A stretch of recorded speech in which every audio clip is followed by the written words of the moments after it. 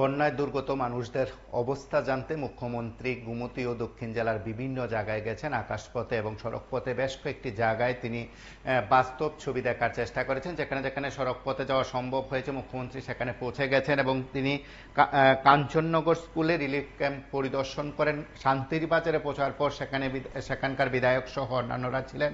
পদস্থ আধিকারিকদের সঙ্গে নিয়ে কাঞ্চননগর স্কুল সহ বিভিন্ন জায়গায় যান এবং সেখানে যারা আশ্রয় নিয়েছেন আশ্রয়ে থাকা পরিজনদের সঙ্গে কথা বলেন, আশ্রয়ে থাকা লোকজনদের সঙ্গে কথা বলেন এবং তিনি তাদের বিস্তৃত খবর জেনেছেন। সেখানকার বিধায়ক সহ অন্যান্যদের সঙ্গে কথা বলেন, প্রশাসনিক স্তরের আধিকারিকদের সঙ্গে মুখ্যমন্ত্রী কথা বলেছেন।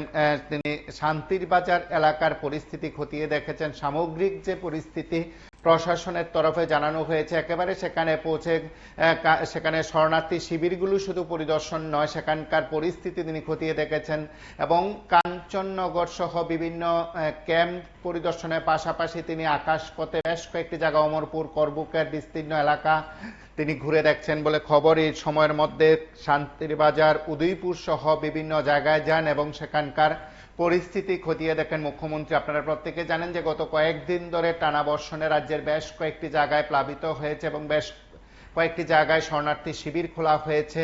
হাজার হাজার মানুষ সেখানে শরণার্থী শিবিরে আশ্রয় নিয়েছেন। হাজার হাজার পরিবার সেখানে ভীষণ রকমভাবে ক্ষতির সম্মুখীন হয়েছে। আজ কার্যত মুখ্যমন্ত্রী সকালবেলায় বেরিয়ে পড়েছেন গোমতী ও দক্ষিণ জেলা সফরে এবং সেখানে আকাশপথেও বেশ কয়েকটি জায়গার পরিস্থিতি তিনি দেখেছেন এবং তার পাশাপাশি তিনি সড়কপথে উদয়পুর সহ বেশ কয়েকটি জায়গায় গেছেন এবং সেখানকার পরিস্থিতি দেখেছেন। আমরা সরাসরি কিছুটা দৃশ্য দেখি।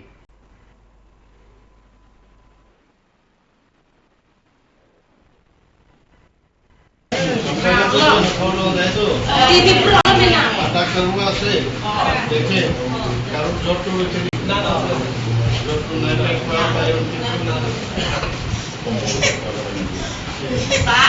সব কিছু তো খাবার শেষ তো আগে তো প্রমুখ জল, তারপর আমরা যদি এখন দেখে যা যা করার ঠিক আছে। থাকুন যাইতো না, বাড়িঘর ভাঙ গেছে সব জায়গায় আমার বাড়ি নিয়ে যেতে আমি শিলিগুড়ি বলেছিলাম স্যার, আমারও এই একতলাতে লাইন বৃষ্টি তো চলছে না, সবচেয়ে বেশি স্যার আমি ভিডিও বকাপা। তো এইটা আমরা স্যার 20 তারিখ থেকে আমরা এস্টাবলিশ করছি ক্যাম্পটা, যেদিন থেকে ফ্লাড বাড়া স্টার্ট হয়েছে।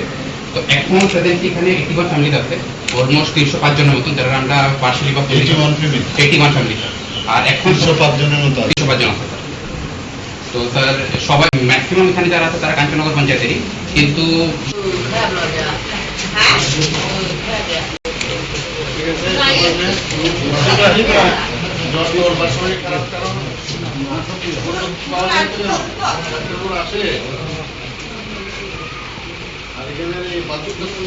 পরিষ্কার আছে তো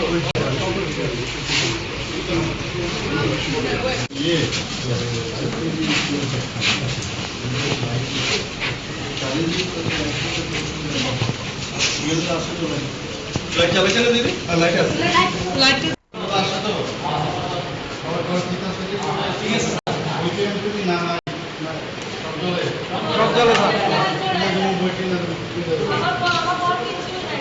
দেখছি তো উপর থেকে দেখা গেছে তো স্যার এরকম করে দিকে বাসা বাইরে গেছে না।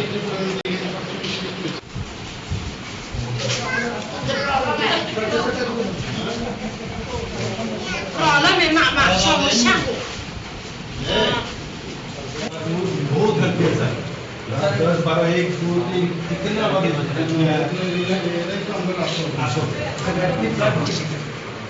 तो मेरा घर में अभी भी पानी है।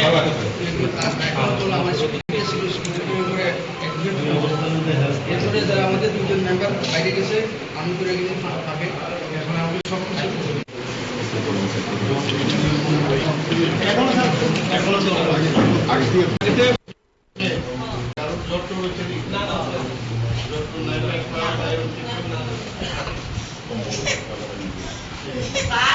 সব কিছু তো খাবার শেষ তো আগে তো প্রমুখ জল, তারপর আমরা যদি এখন দেখে যা যা করার ঠিক আছে। থাকুন যাইতো না, বাড়িঘর ভাঙ গেছে সব জায়গায় আমার বাড়ি নিয়ে যেতে হলে আমি সিলিমও বলেছিলাম স্যার। আমারও এই একতলাতে লাইন তারপরে ভাগলপুর দিয়ে না বৃষ্টিপাত পেয়েছে না সবচেয়ে বেশি জায়গায় ভাগলপুর দিয়ে স্যার আমি ভিডিও বকাফা তো এটা আমরা স্যার 20 তারিখ থেকে আমরা এস্টাবলিশ করছি ক্যাম্পটা যেদিন থেকে ফ্লাড বাড়ানো স্টার্ট হয়েছে। তো এখন প্রেজেন্টলি এখানে 81 ফ্যামিলি আছে, অলমোস্ট 305 জনের মতন, যারা আমরা পার্সিয়ালি বা 81 ফ্যামিলি স্যার। আর এখন 305 জনের মতো 305 জন আছে। তো স্যার সবাই ম্যাক্সিমাম এখানে যারা আছে তারা কাঞ্চননগর পঞ্চায়েতেরই, কিন্তু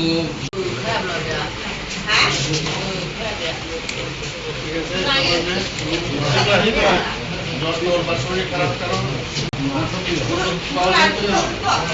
আসে আর এখানে এই বাথরুমটার মধ্যে পরিষ্কার আছে তো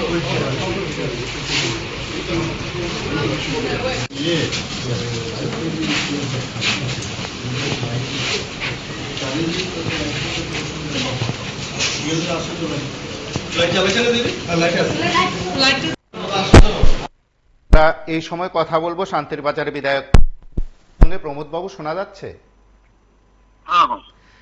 কিছুক্ষণ আগে দেখলাম মুখ্যমন্ত্রী সেখানে গেলেন, আপনার বিভিন্ন জায়গায় আপনিও হ্যালো, আমি অল্প একটু ভিতরে আছি, নেটওয়ার্কের প্রবলেম থাকবো, ঠিক শুনতে মানে ঠিকভাবে লাইনটা ক্লিয়ার হয় না। অল্প পরে 1 ঘন্টা পরে এখন শোনা যাচ্ছে কি? না না না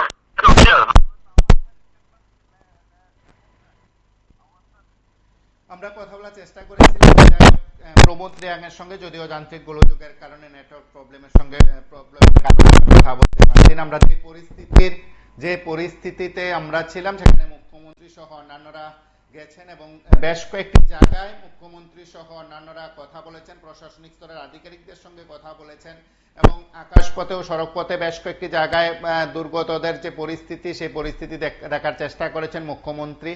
যে একাধিক জায়গার সঙ্গে সেখানে গুমতি কিংবা বলা যেতে পারে উদয়পুর, শান্তির বাজার, অমরপুর, করবুক সহ বিস্তীর্ণ এলাকা সেখানকার মানুষের কথা শোনার জন্য কিন্তু তিনি সরাসরি সেখানকার পরিস্থিতি দেখেছেন। যতটুকু খবর, প্রশাসনিক স্তরের আধিকারিকরাও কিন্তু সেখানে সবকিছু খতিয়ে দেখেছেন। আরো একটি উচ্চ পর্যায়ের বৈঠক আজ অনুষ্ঠিত হতে পারে বলে খবর। আপনারা সঙ্গে থাকুন, দেখতে থাকুন PB24।